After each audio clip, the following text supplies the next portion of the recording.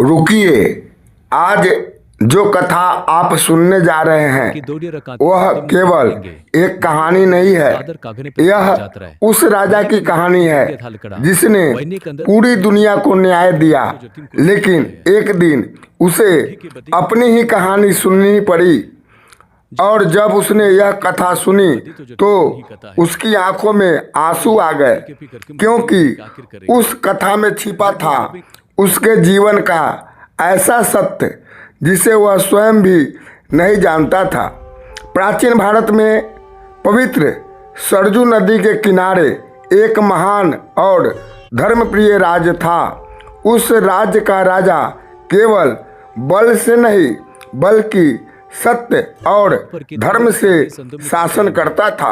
लोग कहते थे उसके राज्य में अन्याय का नाम भी नहीं था, लेकिन नियति कभी कभी सबसे महान राजा की भी परीक्षा लेती है। एक दिन राजसभा में दो बालक आए।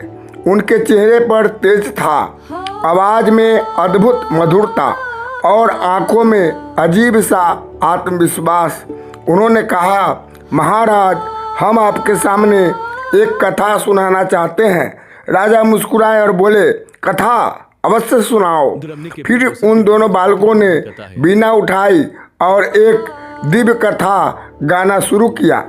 वह कथा थी एक महान राजा की जो धर्म का पालन करता था, जिसने अपने जीवन में अनेक त्याग किए और जिसने अपने राज्य के लिए अपने ही हृदय को तोड़ दिया।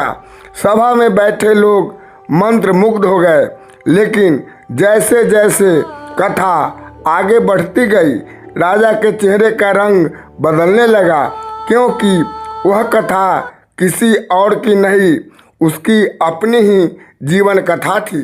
जब कथा उस पल तक पहुंची जहां एक निर्दोष स्त्री को झूठे आरोपों के कारण अकेले वन में जाना पड़ा, तब पूरी सभा सन्नाटा छा गया।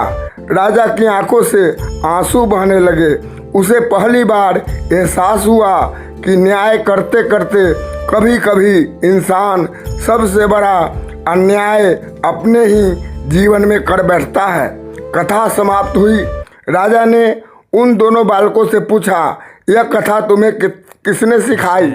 बालकों ने शांत स्वर में कहा, हमें यह कथा एक महान ऋषि ने सिखाई है, और उन्होंने कहा था कि यह कथा उस राजा को जरूर सुनाना जिसकी यह कहानी है। राजा की आंखें भर आई, क्योंकि उस दिन उसे समझ आया कि इतिहास केवल विजय की कहानी नहीं होता, वह इंसान के निर्णयों की भी परीक्षा होता है।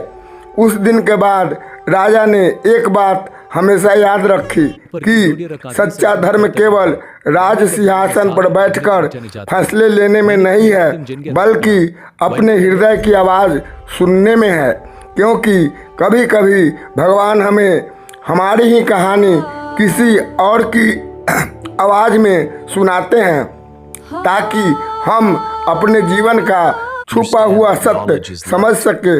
अगर यह वीडियो पसंद आया है तो कमेंट में जय श्री राम लिखें और मेरे चैनल को सब्सक्राइब जरूर करें। थैंक यू, धन्यवाद।